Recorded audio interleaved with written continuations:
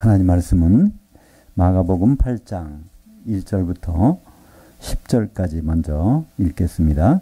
그 무렵에 또 큰 무리가 있어 먹을 것이 없는지라 예수께서 그 제자들을 불러 이르시되 내가 무리를 불쌍히 여기노라. 그들이 나와 함께 있은지 이미 사흘이 지났으나 먹을 것이 없도다. 만일 내가 그들을 굶겨 집으로 보내면 길에서 기진하리라. 그 중에서는 멀리서 온 사람들도 있느니라. 그의 제자들이 대답하되 이 광야 어디서 떡을 이 사람들로 배부르게 할 수 있으리까? 예수께서 물으시되 너에게 떡 몇 개나 있느냐? 이르되 7이로소이다 하거늘 예수께서 무리를 명하여 땅에 앉게 하시고 떡 7개를 가지사 축사하시고 떼어 그의 제자들에게 주어 나누어 주게 하시니 그들이 무리에게 나누어 주니라. 또 작은 생선 2마리가 있는지라 이에 축복하시고 명하사 이것도 나누어 주게 하시니 배불리 먹고 남은 조각 7광주리들을 거두었으며 사람은 약 4,000명이었더라. 예수께서 그들을 흩어보내시고 곧 그의 제자들과 함께 배에 오르사 달마누다 지방으로 가시니라. 원전으로 다시 보는 마가복음, 오늘은 8장입니다. 38절까지 말씀을 가지고 떡이 아니라 누룩이 문제다. 혼의 구원은 자기 십자가로 라는 제목으로 말씀을 나누겠습니다. 마가복음은 16장까지 있는데요. 사실 이 1장, 2장, 3장 이렇게 나눠진 거는요. 약 1550년경에 인쇄업자가 나눈 거지 원래는 그런 게 나눠지지 않았습니다. 그냥 처음부터 끝까지 한 편지 형식으로 된 거죠. 그래서 그 앞에 부분부터 같이 연결해서 봐야 이 중간의 내용도 우리는 잘 이해할 수가 있습니다. 우리가 1장에서 하나님의 아들 예수 그리스도의 복음의 시작이라 이렇게 된 1장 1절 마가복음 1장 1절을 우리가 읽었는데요. 그때 우리가 그 부분을 한번 살펴봤습니다. 1장 1절로 끝나는 문장이 아니라 그 문단은 1장 8절까지라고. 그래서 복음의 시작이라는 말도 원래 근본이다. 복음의 근본은 8절에 보니까 성령으로 세례 주신 분, 바로 성령 세례라는 것을 거기서 말씀하고 있습니다. 이 마가복음은 한마디로 베드로의 복음이라고 그랬죠. 신약 성경은 사도의 말이 아니면 가치가 없습니다. 왜냐하면 예수님은 사도들을 통해서 우리에게 말씀하시기 때문에 그렇게 되죠. 그래서 이 마가복음이 과연 사도들의 말인가? 이것은 베드로전서 5장 13절에 보니까 베드로가 내 아들 마가라고 하는데 그 아들이라는 뜻은 자기 제자라는 뜻이죠. 그래서 그 마가를 통해서 베드로의 생각과 기억을 다 기록한 것이라고 우리가 볼 수 있습니다. 그래서 이 마가복음은 전체적으로 바로 성령 세례라는 주제가 전체를 덮고 있죠. 그래서 이 베드로의 생각 속에도 성령 세례가 가득 들어 있습니다. 그 사도행전 10장 38절에 우리가 지난번 봤죠. 고넬료의 집에 가서 베드로가 자기 선생님 예수님을 소개할 때 사도행전 10장 38절에 보면 하나님이 나사렛 예수에게 인간 예수에게 성령과 기름을 능력을 기름 부듯 하셨음에 그래서 마귀에게 눌린 모든 자를 고치셨으니 그러니까 예수님 하신 행적은 성령이 충만함으로 받아서 하신 행적이고 예수님이 부탁하신 것도 이제 성령 세례를 부탁하시고 하셨다는 것이죠. 그러니까 성령을 알아보는 사람은 별로 없습니다. 그러나 귀신들은 용케 알아보죠. 예수님이 바로 안식일의 주인이다 하는 그 말씀이 이제 2장에 나오는데 그 2장에 특별히 나오는 하나의 그 절이 있는데요. 19절에 보면 거기 금식을 설명하면서 세례요한의 제자들 바리새인들은 금식하는데 당신 제자들은 왜 금식 안 합니까? 그때 예수님이 거기 문장은 좀 이상하게 되어 있어요. 그죠? 혼인집 손님들이 신랑과 같이 있을 때 금식할 수 있느냐? 이렇게 이제 예수님이 하신 걸로 되어 있는데 그게 아니라 예수님은 그 혼인집이라는 단어가 그 신부실, 신부대기실이라는 단어. 성경에서는 그런 곳에 마태복음과 마가복음, 누가복음 다 똑같은 문장을 할 때 거기서만 나오는 특별한 단어 림폰이라고 하는데 림폰. 거기 핵장에 가보면 항상 있는 게 신부대기실이 있잖아요. 그죠? 신부대기실에서 완전히 준비가 돼야 그때 결혼식이 이루어지잖아요. 그래서 그 단어가 헬라어로는 림폰이라고 하는데 바로 예수님이 림폰에 있는 아들들이 하나님의 아들들, 진짜 아들들, 완성된 아들들. 이거는 요한계시록 21장 7절에 나오는 이기는 자가 그것이 마지막으로 하나님 아들이라고 그랬죠. 바로 우리 성도들, 이기는 성도들. 이기는 성도들이 신부 대기실에서 있다는 거예요. 근데 거기서 뺏길 수가 있다는 신랑을. 그때는 금식할지니라. 그래서 이 금식이라는 것은요, 원래 성경에서 어디에 나오냐면 대속죄일 날은 아주 고통스러운 고통을 경험하라는 거예요. 근데 그 고통을 경험하는 방법을 금식으로 그들은 했습니다. 그래서 대속죄일 날은 금식하라는 말은 없지만 아주 고통스러운 걸 경험하라고 그랬기 때문에 그때부터 이제 금식이 나왔는데요. 그렇다면 우리에게 가장 고통스러운 날은 언제일까요? 신랑을 뺏기는 날이죠. 그것이 바로 성도들이 공중까지 올라갔다가 신부 대기실에서 있어야 되는데 거기 쫓겨나가지고 지옥불에 떨어지는 그럴 때 그게 진짜 금식이라는 겁니다. 아주 고통스러운 거라요. 그러니까 그런 것을 성경에서 금식이라고 했는데 사람들은 금식을 다른 용도로 사용했다는 것을 말씀하고 있죠. 이 2장에 이런 특별한 그 님폰이라는 신부 대기실이라는 단어가 2장 19절인가요? 거기에 이제 나오는데 3장에 가서는 예수님의 진짜 가족이 누군가를 설명하고 있죠. 예수님이 가버나움이라는 곳에서 자기 집에서 그 집이 월세집인지 전세인지 집을 사셨는지 모르겠지만은 가버나움이라는 곳에서 3년 이상 활동하셨잖아요. 원래는 나사렛에서 계시다가 거기 오셨는데 뭐 수상한 소문이 들리니까 가족들이 어디서 왔어요? 나사렛 시골에서 마리아하고 예수님 남동생 4명하고 여동생들하고 와서 이제 그 문 앞에 도착하니까 제자들이 뭐라 그래요? 당신 어머니하고 동생들이 왔습니다. 그랬더니 예수님 거기서 하는 말씀이 그게 유명한 마가복음 3장 33절.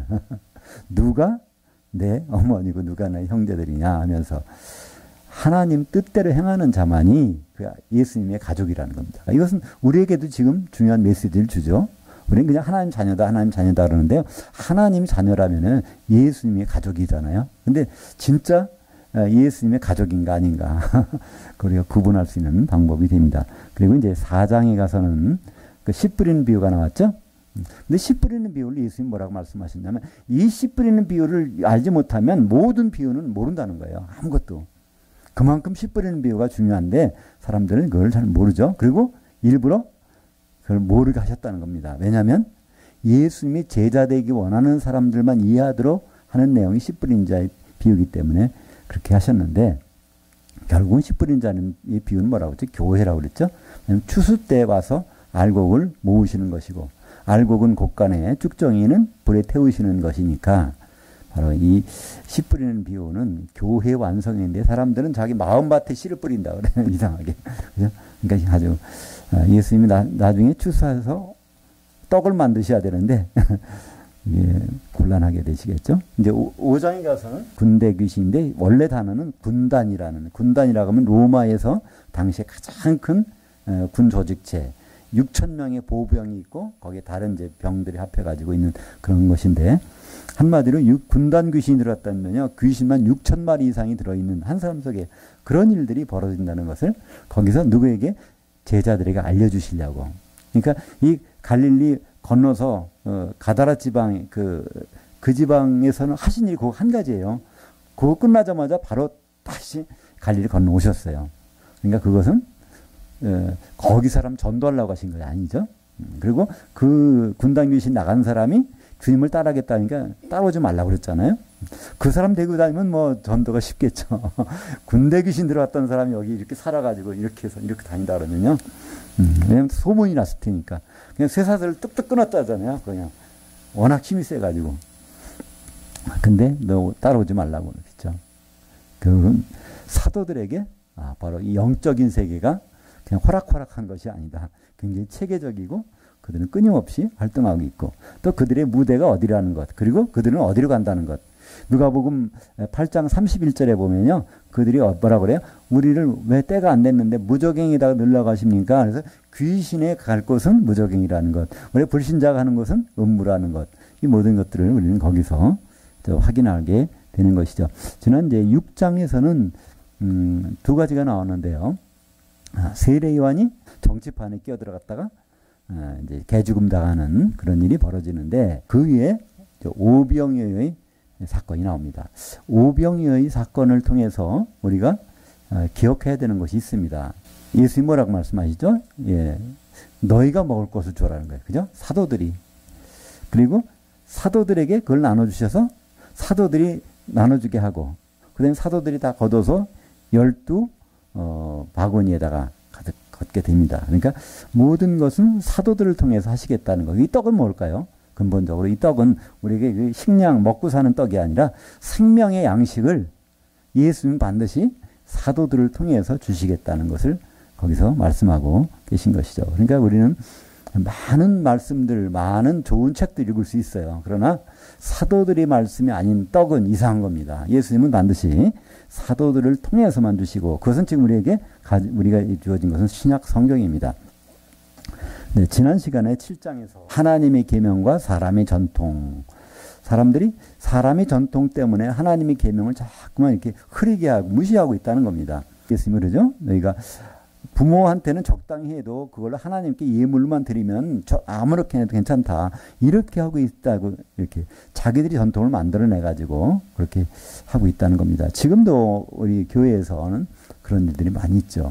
성경에서 없는 것, 그렇게 하지 말라는 것들이 있는데 우리는 많은 것을 하고 있잖아요. 그것이 나쁘다 좋다를 떠나서 그것 때문에 원래 하나님의 계명을 잊어버릴 수가 있고 예를 들어서 그것도 있죠. 크리스마스 12월 25일 날 우리가 성대하게 그것을 축하한다. 그 자체는 나쁜 건 아니겠지만 그렇다면 예수님이 진짜 오시기로 한 그날 또 그 의미 그걸 잊어버리잖아요. 예수님은 장막절날 분명 오셔야 되는데 장막절날 우리는 그냥 지나가 버리고 12월 25일 날 한다면 이게 장막절의 의미를 완전히 잊어버리게 되는 것이고 하나님이 장막이 무엇인지를 우리는 잊어버리게 됩니다. 요한복음 1장 14절에 말씀이 육신이 돼서 우리 가운데 장막을 치셨음에 그래서 예수님이 장막 치셨다고 그러는데 그 날짜는 반드시 장막절날 장막을 치십니다. 왜 그렇죠? 골로새서 2장 16절 17절에 보면 이 절기라는 것은 바로 그림자라고 그랬잖아요. 그 실체는 그리스도의 것이니라. 그래서 예수님이 완성할 거를 절기로 미리 보여주셨다는 겁니다. 그러니까 예수님은 장막절날 장막을 치셔야 되고요. 6월절날 6월절에 어린 양이로 십자가에 달리셔야 되고요. 오순절날 성령의 기름을 부어주셔야 되고요. 이것들은 다 그렇게 되는데 사람이 전통 만들어 놓으니까 크리스마스 12월 25일 날은 예수님 십자가하고는 관계없는 절기거든요. 그런 것들. 또 지금 교회에서도 물로 세례를 주는 것. 물 세례가 나쁘다고는 할 수 없지만 물로 세례를 주다 보면 성령 세례의 의미를 잊어버린다는 거죠. 그죠? 거기에 대한 아무 감각이 없고 오히려 물 세례 받으면 성령 세례가 곁들여서 따라오는 것을 생각하는데 예수님은 요한의 세례가 아니라 성령으로 세례를 받아야 되고 요 에베소서 4장 3절에 보면 세례는 바로 하나밖에 없다는 거예요. 4장 5절이죠. 4장 3절에서는 성령이 하나 되게 하시는 분이라는 것. 에베소 4장 5절에서는 세례는 하나밖에 없다는데 우리는 세례를 물 세례, 성령 세례 뭐 이런 식으로 나눠가는 사람의 전통 때문에 하나님의 계명이 흐려진다는 겁니다. 그죠? 그것은 지금도 우리가 지금 하고 있는 많은 것들 중에서도 그런 게 있죠. 예를 들어 사도신경만 해도 그렇잖아요. 사도신경을 그대로 하다 보면 전능하사 천지를 만드신 하나님 아버지를 내가 믿사오며 딱 해버리면요. 전능하사 천지를 만드신 창조하신 분은 어디로 가버렸어요. 창조주의 의미는 싹 없어져 버렸어요. 그 만드신 분이 아버지 혼자로 돼 있어요. 삼위 하나님께서 엘로힘이 하셨는데 그냥 아버지 한자 딱 하시고 나중에 아들들 모시고 성령 오시고 그래서 하나님에 대한 생각이 완전히 제대로 안 돼버리는 그런 것들을 우리는 가지고 날마다 예배 때마다 그런 것을 고백한단 말이에요. 그죠? 본디오 빌라도에게 고난을 받아서 성경에 예수님은 내가 이제 예루살렘에 가서 장로들 곧 대제사장들과 서기관들에게 고난을 받고 죽고 3일 만에 부활이라는 것을 3번 말씀하셨거든요. 근데 그거는 싹 지워버리고 본디오 빌라도 하니까 그거는 운이 나빠서 예수님 돌아가셨나? 뭐 이렇게 생각할 수가 있단 말이죠. 그래서 우리가 전통이 무서운 전통이 우리 신앙생활 가운데 들어있다는 것을 우리는 확인하고 있는 것이죠. 오늘 이제 8장에서 이 떡이 아니라 누르기 문제다 앞에 본 제목인데요. 지금 예수님은 모처럼 만에 지금 외국을 여행하시는 거예요. 이방 땅을. 그러니까 이 갈릴리 쪽에서부터 약간 북서쪽으로 지중해 쪽으로 가서 두로 지방에 갔는데 무슨 일이 벌어졌죠? 거기 어떤 여자가 딸이 귀신 들렸는데, 그죠? 스로보니게 여인한테 그 병이 낫게 되는 놀라운 역사가 거기서 벌어졌는데, 그 이방인입니다. 그러니까 이 주인의 그러니까 어떻게 유대인들에게 준 것을 이방 사람들에게 줄 수 있느냐. 그런데 거기서 그 여자가 그런 말 하죠. 올소이다마는 그러나 개도 주인의 상에 떨어진 것을 먹지 않습니까? 그랬더니 예수님이 그 말, 그 논리가 참 좋다는 거예요. 바로 예수님 무엇 때문에 오시는지, 그리스도가 어떻게 오시는지. 사실 이 이방인들의 구원은요, 아브라함 때부터 있었잖아요. 그죠? 너와 모든 민족이 너를 통해서 구원을 이루려 하는 그건 하나님의 계획은 유대인만이 아니라 유대인은 하나의 통로의 시작일 뿐인데 사람들은 오해하고 있단 말이죠.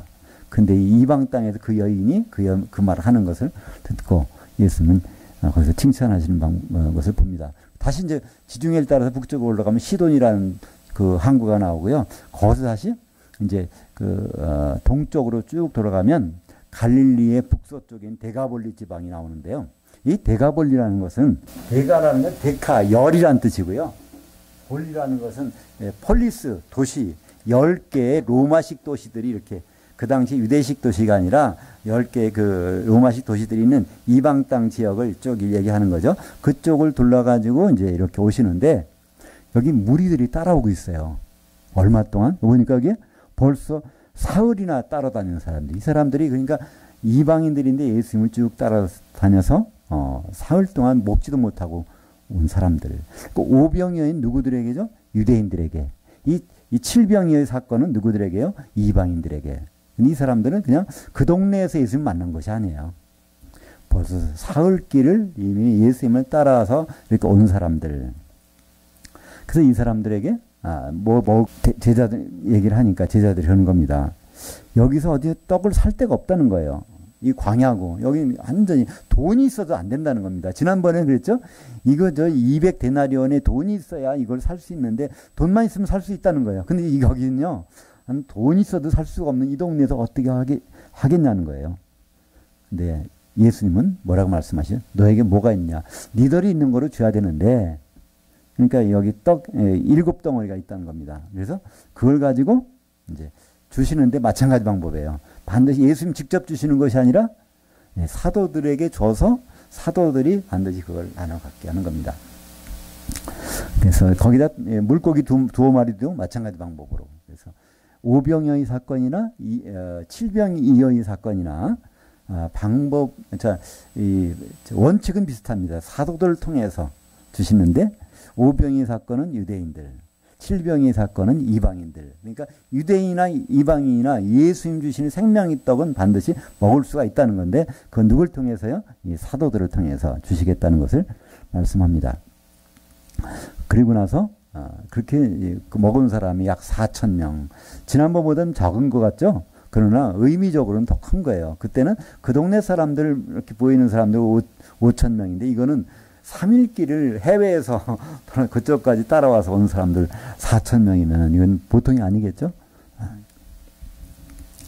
그래서 다시 달마누다 지방으로 가시니라. 달마누다 이것은 막달라 지역입니다. 그 부근에 있는 막달라 부근에 있는 지역. 그러니까 우리가 보통 마리아 하면요, 막달라 마리아 이런 말이 나오잖아요. 그 막달라 마리아 할 때 막달라는 성이 아닙니다. 그죠? 동네 이름이에요. 우리도 보면 어디 전주댁, 춘천댁 있듯이 바로 이 막달라 있는 그 동네에 그것을 달마누다 지방이라고. 그러니까 다시 그 갈릴리 지역으로 복귀하신 것이죠. 그래서 우리는 여기서 한번 예수님 당시만 해도 복음은 유대인들만이 아니라 이방인들에게도 선포되고 있다는 것을 선포돼야 된다는 것을 말씀하고 있죠. 에베소서 1장 10절 볼까요? 같이 읽겠습니다. 하늘들에 있는 자들이나 땅에 있는 자들이 다 그리스도 안에서 통일되게 하려 하심이라. 에베소서 1장은 창세전부터 하나님이 계획이 있다고 그랬어요. 예수 그리스도 안에서. 그래서 1장 사전은 사람들은 이상하게 생각하죠. 왜 그렇죠? 칼빈 때문에. 칼뱅이라는 사람이 이상하게 창세전부터 우린 다 예정해 놓으셨다 구원받은 사람들을 이렇게 잘못 잘못 해석해서 그것이 장로교의 뿌리가 됐기 때문에 우리는 예정론이라는 이상한 걸 가지고 이렇게 생각하게 되는데 거기서 예정은 그게 아닙니다. 창세전에 바로 이 우주가 생기기 전에 하나님의 계획이 그리스도를 통해서 하시겠다는 거예요. 계획이 그 그리스도 안에서 그럽니다. 그리고 그리스도로 말미암아는 그리스도께서 직접 그걸 행동으로 옮기심을 통해서 우리를 하나님의 아들 되게 하시겠다는 겁니다. 그러니까 하나님의 아들이라는 것은 무슨 뜻일까요? 예수님이 형제라는 뜻이잖아요. 그죠? 예수님이 형제를 가지려면 그분이 독생자로 있어서는 형제가 안 돼요. 그죠? 그분이 맏아들 되는 과정을 거쳐서 우리가 예수님이 형제가 되고 하나님의 아들들이 되는데 이것을 이러한 모든 계획을 창세전에 예수님을 그리스도로 보내서 그리스도는 사람이잖아요. 기름 부음을 받아야 되니까. 그러니까 바로 우주가 생겨나기도 전에 예수님이 사람 몸으로 오셔서 피 흘릴 것을 계획하시고 그 안에서 우리를 그 계획 가운데 들어온 사람을 택하신다는 건데 우리는 그냥 각자를 택하시는 거로 이렇게 잘못 알고 있고 그것이 교리가 돼가지고 뭐 이렇게 너무나 힘들잖아요. 그걸 벗어나기가. 그래서 여기에 보면 에베소서 1장에서는요. 거기에 그것을 하늘들에 있는 자들과 땅에 있는 자들을 구분합니다. 하늘들에 있는 자들은 바로 누굴까요? 바로 이방인 성도들. 땅에 있는 자들은 유대인 성도들. 왜냐하면 유대인들에게는 땅을 기업으로 줬기 때문에 가나안 땅에서 그들을 유대인의 상징은 땅을 가진 자들이고요. 이방인들은 땅을 분배받은 적은 없어요. 그러나 하늘들에 계신 누구예요? 아버지. 그분을 통해서 천국 안에 들어와서 우리는 교회 이루어가는 사람들이기 때문에 우리 이방인 성도들은 하늘들에 있는 자들이라고 성경에서 말하고 있습니다. 이것이 맨 먼저 나오는 곳은 어디냐면 마태복음 16장 19절에 보면요.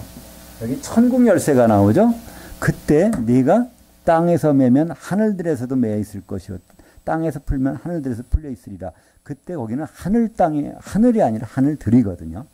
그러니까 베드로가 너는 땅에 있는 것만 매라는 거예요. 매고 풀라는 거예요. 이 매고 푼다는 것은 짐승을 먹이는 거죠. 그죠? 풀이는 곳에다가 매놓고 풀 다 먹으면 다른 곳에 풀러다가 다른 데서 매고. 그래서 매고 푸는 일을 베드로는 너는 헬라 말을 모르잖아. 유대인밖에 상대 못하니까 땅에 있는 사람들을 너는 담당을 하라. 그러면 내가 누굴 시켜서 거기서 말을 안 했지만 바울이겠죠. 하늘들에 있는 사람들도 내가 매고 풀 것이다. 그 말씀을 거기서 해주셨죠. 그러니까 교회에 관한 말씀하시면서 땅에 있는 자들과 하늘들에 있는 자들을 구분해서 말씀하셨는데 이것이 이제 에베소서 1장에서는 그들을 다 통일하게 한 몸 만든다는 거예요. 그죠? 그래야 교회가 되고 어린 양이 신부가 되는 것을 말씀하고 있죠. 그러니까 이러한 이방인과 유대인 성도들, 그래서 예수님도 갈릴리 지역에서 통해서 또 유대 지방에서만 활동하시다가 이방 땅에 가서도 그대가 떡을 나눠주는 장면, 누굴 통해서? 사도들을 통해서. 그래서 이 교회를 지금 사도들에게 말씀하고 있는 것이죠. 그래서 에베소서 2장 20절에 보면 같이 읽죠. 너희는 사도들 곧 선지자들이 기초석 위에 세우심을 입은 자들이라. 그러니까 이 성도들, 교회는 반드시 사도들의 기초석 위에 다른 데 쓰면 이건 가짜입니다. 이거는 잘못된 거예요. 근데 우리는 전통에 쓰려고 하는 부분이 많이 있잖아요. 지금도 굉장히 많죠. 교회 속에 사도들이 말이 아닌데도 불구하고 교회에서는 그렇게 전통에 세워진 경우가 있습니다. 에베소서 4장 12절을 보면 이는 성도들을 온전하게 하여 집사일을 하게 하며 그리스도의 몸을 세우려 하심이라. 이는 거기 보면 에베소서 4장 11절 사도를 주신 목적 선지자, 복음전도자, 목사, 그들은 다 교사들인데 그들을 주신 목적은 성도들을 온전하게 하는 이걸 뭐라 그랬죠? 카타르티조라는 것은 찢어진 그물을 꿰매 준다는 거죠. 그러니까 성도들이 이제 어부라고 하면 이게 어부는 그물이 있어야 되잖아요. 밤새 그걸 가지고 잡았는데 찢어진 그물로 잡아보세요. 아무 성과가 없잖아요. 근데 그건 누구 책임일까요?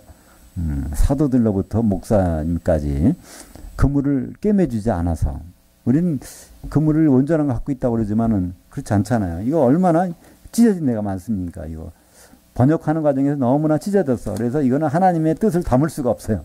그것을 누가 해줘야 된다고요? 성도님들이 하실 필요가 없어요. 성도님들은 본연의 일이 있어요. 그리스도의 몸을 세우는 일이 이게 더 중요한 일이에요. 그래서 바로 이 목사님, 지금은 이제 목사님들이 그 일을 하게 됐죠. 사도들은 다 돌아가셨어요. 그 선지자, 복음전도자, 그 역할, 그걸 이제 지금은 목사님들이 하시는데, 목사님들이 그거를 교사가 돼서 바로 그것을 제대로 하면 온전한 그물을 만들어주면 성도들은 그걸 가지고 집사일을 하게 하며 그래서 교회를 그리스도의 몸을 세우려 하심이라. 그래서 그 결국은 요한계시록에 보면 21장 14절에 새 예루살렘 완성된 걸 보면 사도들이 기초가 있단 말이죠. 그죠? 거긴 다른 기초가 없어요. 뭐 인간의 어떤 전통이 기초가 없단 말이에요. 거기에 뭐 새 예루살렘의 기초에 뭐 12월 25일은 크리스마스다 이런 사람의 전통이 없어요. 거기는 그죠? 물세를 줘야 된다 이런 말도 없어요. 거기는 순전히 사도들의 기초석 위에 세워지는 온전한 완성품을 우리가 보게 됩니다. 그런데도 여전히 예수님 활동하실 때도 끊임없이 바리새인들은 한마디로 성경대로 살아보려고 작정한 사람들이에요. 11절부터 13절까지 한번 같이 읽겠습니다. 바리새인들이 나와서 예수를 힐난하며 그를 시험하여 하늘로부터 오는 표적을 구하거늘 예수께서 마음속으로 깊이 단식하시며 이르시되 어찌하여 이 세대가 표적을 구하느냐 내가 진실로 너희에게 이르노니 이 세대의 표적을 주지 아니하리라 하시고 그들을 떠나 다시 배에 올라 건너편으로 가시니라. 그래서 바리새인들은 그래 이 땅에서 하는 일은 좀 됐다는 거예요. 실컷 봤으니까 뭐 안식일날 병도 고치고 무리도 거르시고 다 봤다는 거예요. 그런데 예수님 할 수 있다면 하늘에서 왔다 그러는데 하늘에서 왔다는 걸 표적 좀 보여주세요. 이렇게 이제 바리새인들이 얘기를 합니다. 근데 여기서는 안 보여주시겠다고 하잖아요. 근데 마태복음에 보면은 그러다가 예수님이 한 가지는 보여주시겠다고 말씀하세요. 그것이 마태복음 16장 1절에 보니까 1절에 똑같은 말씀하시고 4절에 보면 요나의 표적밖에는 보여줄 게 없다. 그래? 하늘에서 왔다는 표적 이거 내가 하나 보여줄게. 요나의 표적을 보여주겠다고 하시면서 그것이 바로 마태복음 12장 40절에 나오는 거죠. 요나가 물고기 뱃속에서 3일 밤 3일 낮 있었던 것 같이 인자가 땅속에 들어가서 3일 밤 3일 낮 72시간 있다가 나오겠다. 근데 그것도 우리는 사람의 전통은 그게 아니잖아요. 수요일날 십자가에 달리셔서 그날 저녁에 들어갔다 토요일날 나오시는 것인데 그것을 사람 전통은 금요일날 예수님이 십자가 달리셨다는 전통을 하나 만들었어요. 그래가지고 이상하게 지키잖아요. 지금.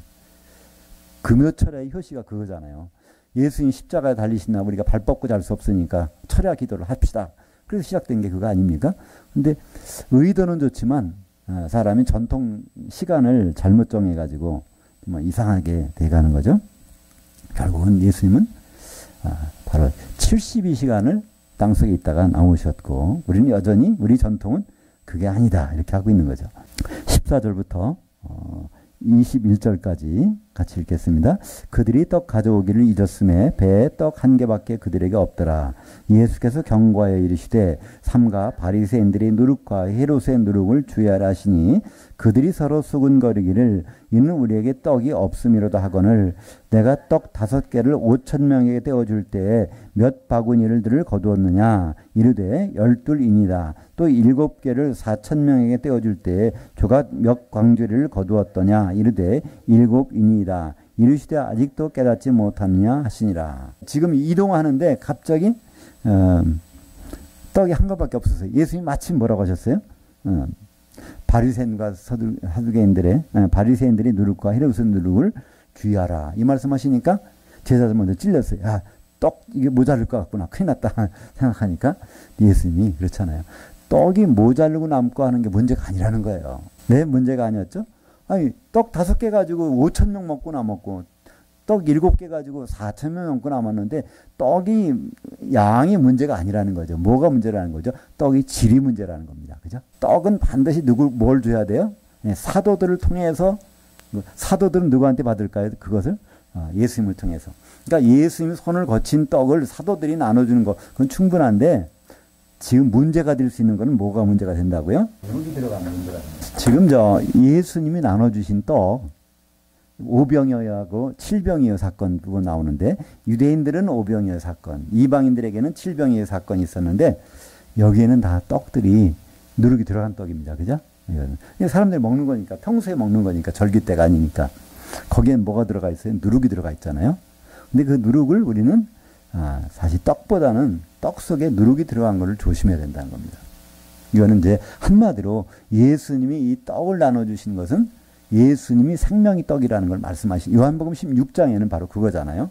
6장에 오병이어 사건이 나오고 뒤에 가서 내가 하늘로부터 내려온 산 떡이니 예수님이 바로 그 생명의 떡인데 바로 예수님의 생명의 떡을 반드시 사도들을 통해서 나눠주는 것 그것이 돼야 되는데 거기에 세상적인 누룩이 들어간다는 겁니다. 우리가 지금도 그럴 수 있잖아요. 사도들의 말만 듣지 아니하고 다른 것들이 세상적인 영향력들이 들어가 있는 것들을 우리는 많이 받게 됩니다. 교회 생활하면서 신앙생활하면서 우리는 그런 것을 많이 가지게 된다는 것이죠. 똑같은 말씀을 보면서도 그러잖아요. 그죠? 여기 보면 이게 30배, 60배, 100배다 그러면 거기 누룩이 들어가면요. 이게 팽창하는 거다. 복 받는 거다. 이렇게 그걸 한단 말이에요. 그죠? 그 겨자씨 하나를 딱 심었는데 여기서 이것이 나무가 되고 새가 깃들인다. 야, 하나님 나라는 이렇게 확장되는 거다. 그런데 그것은 누룩이 들어간 거란 말이에요. 거기 잘 보면 하나님 성경 말씀을 보면 채소밭에다 심었다고 했어요. 채소밭에 나무 심는 사람 없잖아요. 그건 교만한 거지. 그런 거죠. 그리고 거기에서 나오는 13장에서 나오는 것들은 13장에서 새는 마귀 곡식을 쪼으면 마귀를 상징하고 있고요. 이런 똑같은 건데 거기 자꾸만 헤롯이나 바리새인의 누룩이 들어가 버리니까 이것이 점점 하나님의 생명의 떡이 안 되고 사망의 떡이 돼버린다는 거죠. 그러니까 이 떡은 반드시 예수님을 통해서 오고 그것을 사도를 통해서 성도들이 받게 되고 근데 우리가 조심해야 될 것은 거기에 누룩이 들어갈 수 있다는 거죠. 왜 누룩이 들어갑니까? 마태복음 13장 33절 볼까요? 또 비유로 말씀하시되 천국은 마치 여자가 가루 서말 속에 갖다 몰래 넣어 전부 부풀게 한 누룩과 같으니라. 이것도 또 이상하게 보잖아요. 천국은 팽창한다, 확장된다, 부흥한다 그러는데요. 여기에서 이걸 빼버리거든요. 여긴 누룩이 들어간 게 아니라 누룩을 몰래 빼버렸어요. 어떤 누룩이요? 몰래라는 단어를 빼버렸단 말이에요. 그죠? 우리말 성경 번역은 몰래란 말이 없어요. 엔크립토라고 하는데 크립토라는 것은 이게 비밀이라는 뜻이에요. N이라는 전치사고요. 그 비밀이라는 단어를 빼버리고 번역해버리니까 몰래 집어넣는다는 거예요. 우리가 하나님의 말씀 받아들일 때 또 어디서 전하고 할 때 여러 가지 하나님의 말씀을 가지고 갈 때 거기에 몰래 들어가는 수가 있단 말이죠. 그럼 예수님이 이렇게 말씀하셨으니까 이 여자는 뭘 의미하죠? 여자는 교회를 의미합니다. 그 배후에는 물론 악한 영이 있겠죠. 마태복음 16장 11절과 12절 이 떡 먹는 것 복음을 우리가 받아들이는 것 이 문제에 대해서 예수님이 정리한 걸 한번 같이 읽겠습니다. 마태복음 16장 11절과 12절입니다. 어찌 내가 말하는 것이 떡에 관함이 아닌 줄을 깨닫지 못하느냐. 오직 바리새인들과 사두개인들의 누룩을 주의하라 하시니 그제서야 제자들이 떡의 누룩이 아니요 바리새인과 사두개인들의 교훈을 삼가라고 말씀인 줄을 깨달으니라. 이 복음이 선포될 때는요. 세상 지식, 세상 교훈이 들어가면 절대로 안 되는 건데 거기에 대해서는 몰랐다는 겁니다. 비로소 제자들은 그때 그것을 깨달았다고 말씀하고 있죠. 22절부터 26절까지는 이제 벳세다에 이르는데 어떤 맹인 한 사람이 찾아왔어요. 데리고 왔죠. 뭐 혼자 찾아올 수는 없으니까 누가 데리고 왔는데 예수님이 그를 어떻게 하세요?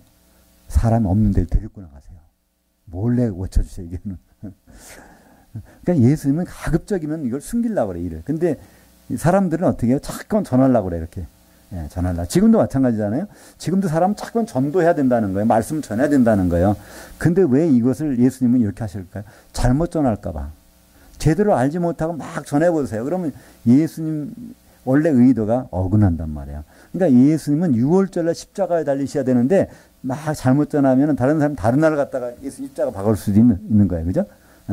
십자가에다가 못 박을 수도 있단 말이죠. 그래서 예수님은 끊임없이 사람들에게 전하지 말라 해서 비밀리에 하고 싶은데 사람들은 자꾸만 이렇게 전하는 모습이 습관적으로 전하는 것 같아요. 그래서 고쳐주신 다음에도 그 사람을 집으로 보내시며 그 원래 집은 자기 집입니다. 거기에 보려면 그 자기 집으로 보내시며 이르시되 마을에는 들어가지 말라 하시니라. 그러니까 예수님은 이런 마가복음에 보면 이것이 계속적으로 나오잖아요. 마가복음 1장에도 그랬어요. 그 나병 환자를 고치시면서 마가복음 1장 44절 같이 볼까요? 이르시되 삼가 아무에게도 말도 하지 말고 가서 내 몸을 제사장에게 보이고. 그래서 다른 사람에게 절대로 말하지 말라고 그러는데 우리는 복음을 전해야 된다고 막 하는데 그것은 왜 잘못됐다고 그랬죠? 우리가 성도들이 할 본연의 일이 있는데 맞죠? 집사 일을 하게 하며 그리스도의 몸을 세우려 하십니다. 이 일은 팽이쳐 두고 몸을 이루려면 뭐가 필요해요? 지체들이 서로 연합되는 게 필요하잖아요. 그럼 나와 연합될 지체가 성령 충만한 지체가 어디 있는가? 그걸 찾아야 되는데 여긴 관심 없단 말이에요. 그죠? 전혀 다른 일로 사도들이 할 일을 우리가 하려는 경향이 많이 있죠. 마가복음 7장 36절에서도 거기에 귀도 안 들리고 말도 더듬는 사람을 고쳐주신 다음에 아무에게도 이르지 말라 하시되. 그래서 철저하게 예수님은 자꾸만 이렇게 막고 있는데 우리는 자꾸만 내보내서 하라고 그럽니다. 그래서 성경에 보면 전도에 대해서 유일하게 나타나 있는 것이 디모데전서 4장 2절이죠. 너는 때를 얻든지 못 얻든지 말씀을 전파하라. 예? 근데 그건 누구에게 한 말이에요? 목회자에게 전파가 아니에요. 선포라는 말이에요. 강단에서 선포라는 거예요.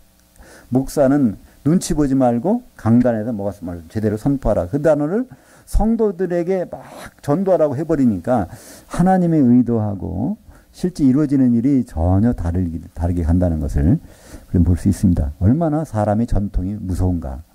이것을 알 수 있습니다. 27절부터 30절까지 같이 읽겠습니다. 예수와 그의 제자들이 빌립보 가이사라 여러 말로로 나가실세 길에서 그의 제자들에게 물어 이르시되 사람들이 나를 누구라고 하느냐. 그들이 여짜와 이르되 세례 요한이라 하고 더러는 엘리야 더러는 선지자들 중에 하나라 하더니이다. 또 물으시되 너희는 나를 누구라 하느냐. 베드로가 대답하여 이르되 주는 그 그리스도시니이다 하매 이에 자기의 일을 아무에게도 말하지 말라 경고하시고. 여기서 이제 예수님이 사역이 거의 끝날 때입니다. 그래서 사역을 끝나시면 갈릴리 사역을 끝내면 어디로 가셔야 되죠?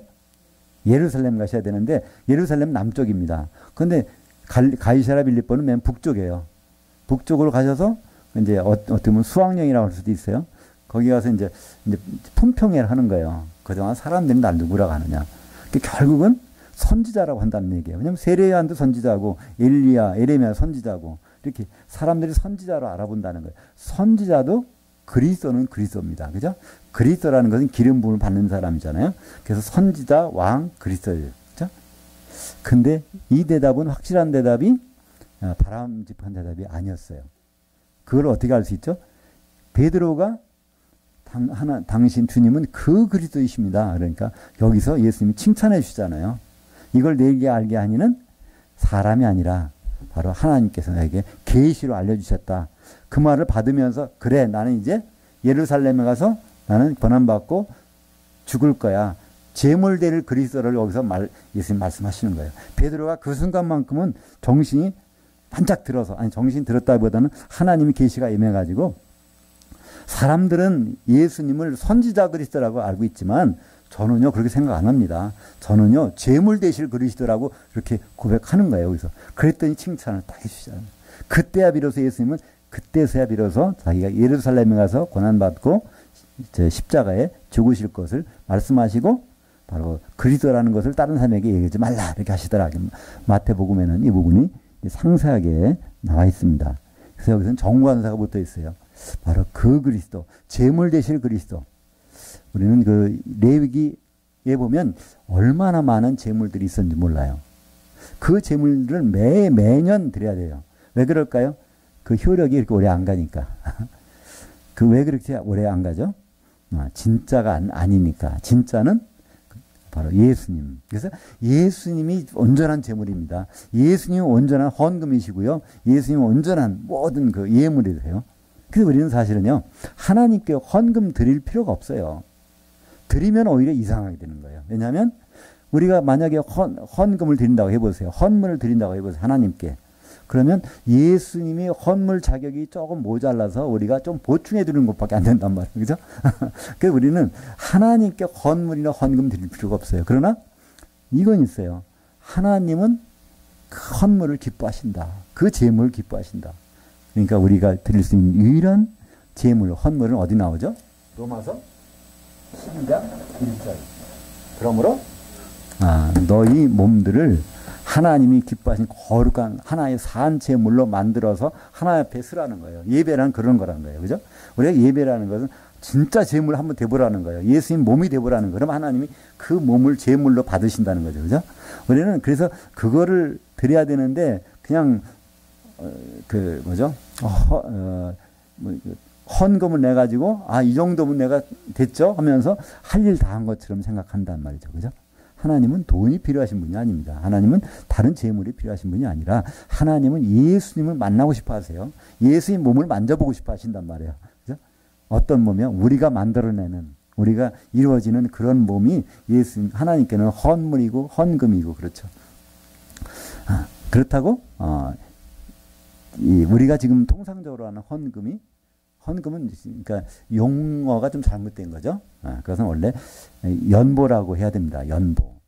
버릴 연자, 보충할 본자. 그래서 연보라는 것은요, 바로 이 성도들을 세우기 위해서, 예루살렘 교회는 너무나 그때 가난했어요. 왜냐하면 추례를 당하니까, 예수 믿으면 그 사회에서 쫓겨나니까, 너무나 가난하니까 이방인들, 유럽에 있는 그 교회에서 그들이 복음을 받았고, 그러니까 상대적으로 그들을 보충해 주는 것을, 그런 일들을 해온 것을 볼 수 있습니다.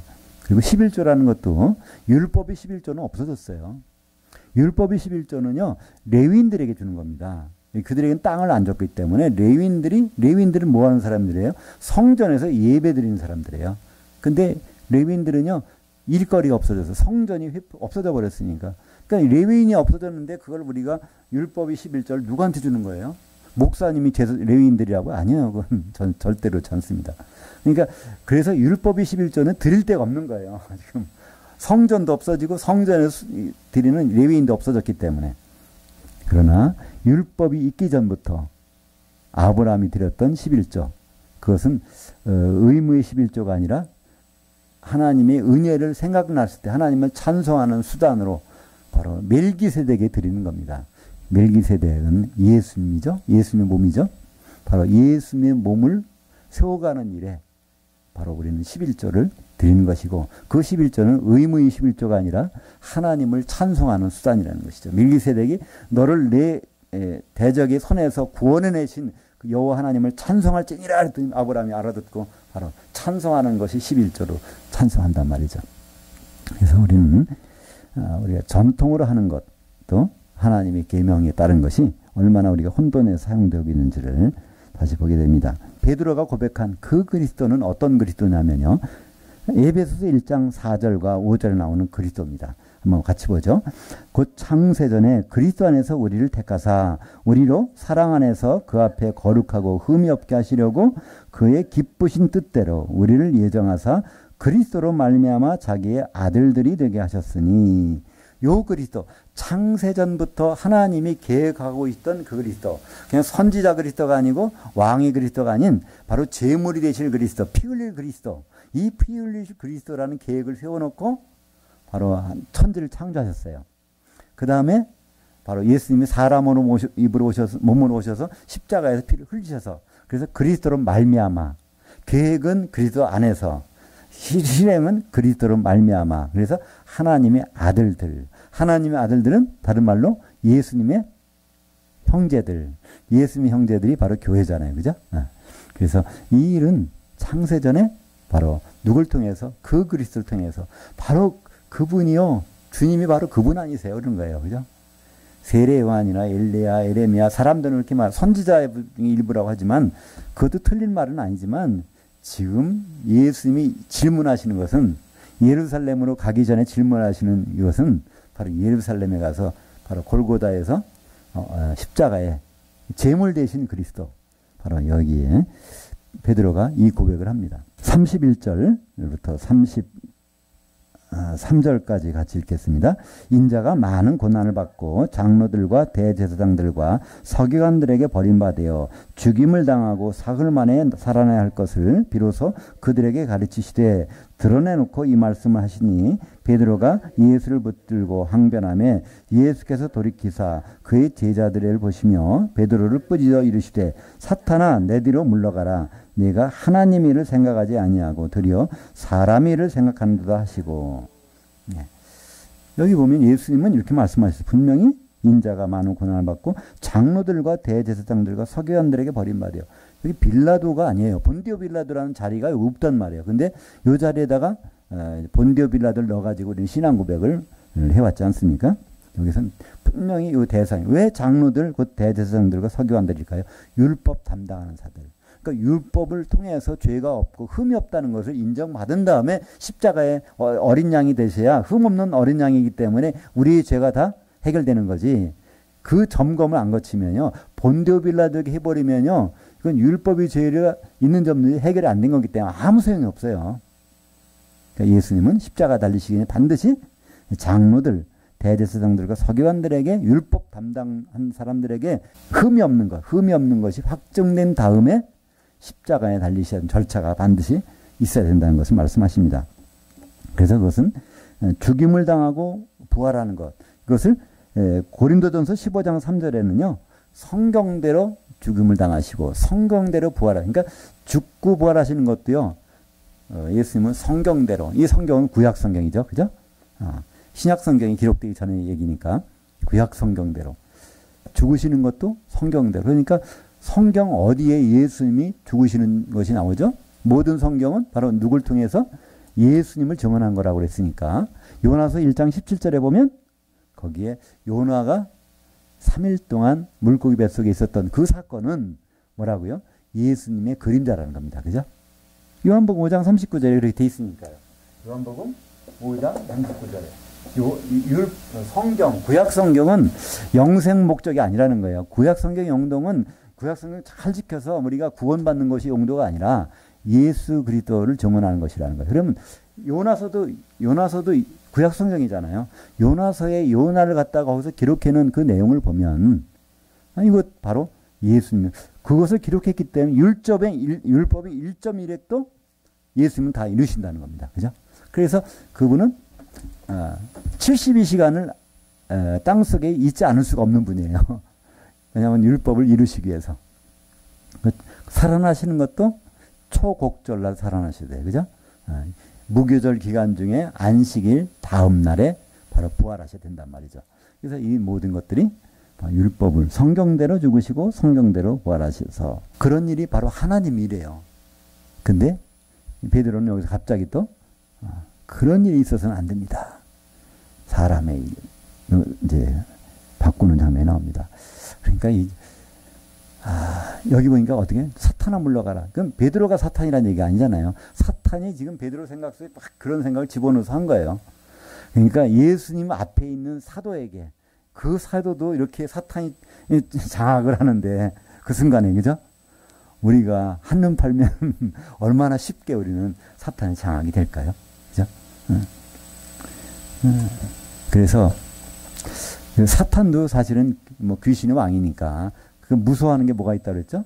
예, 성령이에요. 그러니까 우리는요, 사탄을 무서워하기 전에 사탄을, 귀신들은 뭐가 무서운지를 알고 있으면요, 굉장히 쉬워지는 거죠. 그죠? 그러니까 성령이 충만한 것이 어디예요? 교회.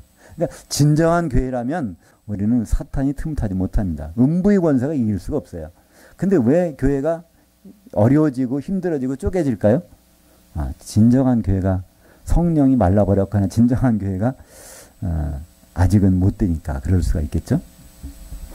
하나님 말씀이 하자가 있는 것이 아니라 하나님 말씀대로 안 됐기 때문에 문제가 발생하는 것입니다. 출애굽기 12장 3절에 보면요. 같이 읽죠. 너희는 이스라엘 온 회중에게 말하여 이르라. 이달 열흘에 너희 각자가 어린 양을 취할지니 각 가족대로 그 식구들 위하여 어린 양을 취하되 이달 19날까지 간직하였다가 해질 때 이스라엘 회중이 그 양을 잡고 여기 그러니까 6월절 양 잡는 절차 유대인의 음력 정월달 1월 10일 날 어떤 양을 잡을까 선택을 해서 가족이 그걸 집에다 갖다 놓고 나서 4일 동안 점검한 다음에 잡으라는 거예요. 그러니까 이 절차대로 된 내용이 어디에 기록되어 있죠? 요한복음 12장에 보면요. 6월절 엿새 전에 예수님이 어디를 베다니에 오셨잖아요. 그죠? 그러니까 그날 저녁에는요. 6월절 닷새 전이에요. 6월절 닷새 전이면 정월 10일 날이에요. 정월 10일 날에는 되는 것이 양을 지정해야 돼. 이걸 잡아야 될 거다. 그거를 베다니 마리아가 자기 집에 가서 향기름을 가져와 가지고 쫙 부어서 바로 양을 지정하잖아요.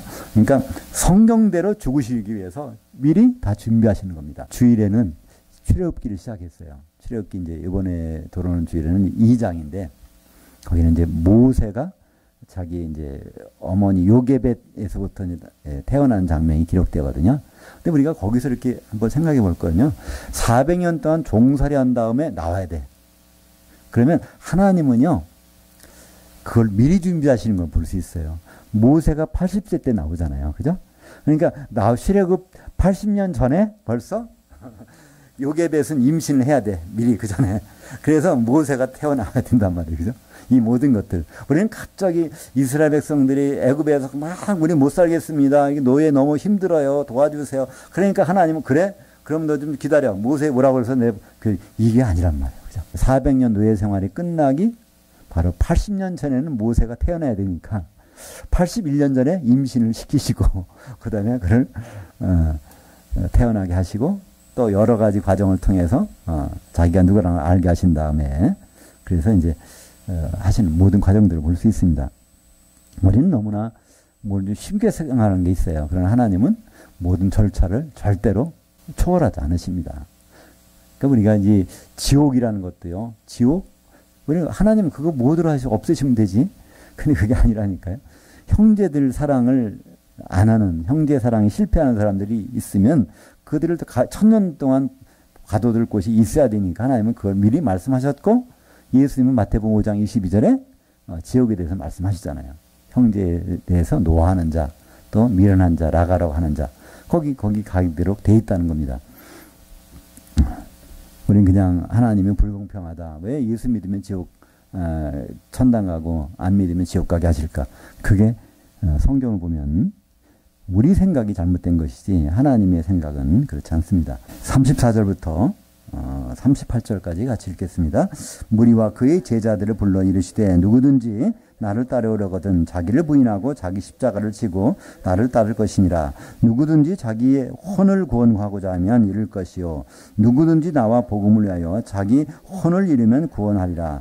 만일 사람이 온 천하를 얻고도 자기 혼을 잃으면 무엇이 유익하리요. 사람이 무엇을 주고 자기의 혼을 바꾸겠느냐? 누구든지 이 음란하고 죄 많은 세대에서 나와 내 말을 부끄러워하면 인자도 아버지 영광으로 거룩한 천사들과 함께 올 때에 그 사람을 부끄러워하리라. 여기는 이제 혼의 구원에 대한 얘기입니다. 엊그젠가 어떤 분이 이제 전화를 주셨는데 혼의 구원에 대해서 알고 싶어서 했는데 유튜브를 치니까 거기서 딱 목사님 그 혼의 구원에 대한 설교를 듣게 돼서 그래서 이제 잘 이해가 됐다고 하는 말씀을 들었는데 굉장히 많은 그것을 추구했지만 그동안은 거기에 대한 제대로 해답을 못 얻고 있었다고 합니다. 근데 여기 보니까 혼의 구원 예수님이 여기서 말씀하고 계신 거예요. 그래서 목숨이라고 번역했으니까 좀 이상하게 들리지만 이 혼을 구원하고 싶은 유일한 방법은 자기 십자가를 지어야 된다는 겁니다. 십자가는 사형틀이거든요. 사형틀이라는 거는요. 이거는 죽어서 나오는 거예요. 살아서 십자가를 지면 살아서 내려오는 법이 없어. 죽어야 내려오는 거예요. 그럼 자기의 생각을 내려놓고 거기다가 바로 예수님의 생각을 집어넣는 것. 그게 바로 혼의 구원이거든요. 그렇다면 우리는 혼이 나중에 구원을 이루게 되면 통일돼야 됩니다. 그러니까 혼의 구원이라는 것은요. 이 세상에서 맛보기 힘들어요. 과정에 있지. 언제 이렇게 될까요?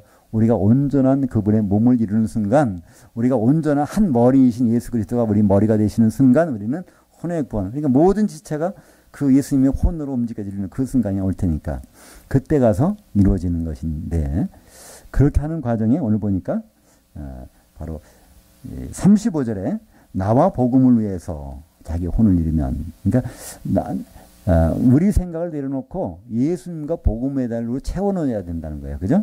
그리고 또 38절에 보니까 나와 내 말을 부끄러워하면 그러니까 바로 우리가 혼의 구원을 이루는 방법은 예수님과 예수님의 말씀을 부끄러워하면 이건 불가능하다는 겁니다. 결국은 예수님과 예수님 말씀을 순종하는 것밖에 없다는 거예요. 그러면 예수님과 예수님 말씀을 순종하는 건 뭘까요? 신약 성경입니다. 예수님은 그것을 모든 것을 누구에게 부탁했어요? 사도들에게. 그러니까 사도들의 말을 듣는 방법밖에 없어요. 내 생각을 주장해서는 혼의 구원이 없습니다. 사도들의 말을 듣는 방법밖에 없습니다. 근데 이것을 언제 사도들의 말을 들었는지 안 들었는지 언제 심판하신다고요? 보니까 그것이 이제 인자도 아버지 영광으로 천사들과 함께 올 때, 그때 사도들의 말을 들었는지 안 들었는지를 심판하시겠다는 것입니다. 그것이 마태복음 25장에 31절 이하에 나옵니다. 거기는 인자가 모든 천사와 더불어서 오셔서 보좌에 그리스도 심판대 앞에 앉게 되는데, 그때 어떻게 나눈다고요? 그러니까 우리말 번역은 양과 염소를 분리시킨다고 하던데, 염소들 가운데서 양들을 이렇게 끄집어내서 오른쪽에는 양들, 왼쪽에는 염소들. 근데 양들에게 뭐라고 말씀하시죠? 복 받을 자리요. 오른쪽에 있는 자들. 그죠? 그래서 내가 배고플 때 먹을 거 주었고, 목마를 때 마실 거 주었고, 내가 아플 때 나를 돌보았고, 내가 헐벗었을 때 옷을 입혀 주었고, 병 들었을 때 찾아봐 주었고, 감옥 갇혔을 때 면회도 왔고, 막 그러니까 그 양들 배 있는 성도들이 우리 그런 적 없는데 그러잖아요. 그때 여기서 거기에 대한 예수님의 대답이 나옵니다. 그것이 바로 마태복음 25장 40절 하반절 가실죠.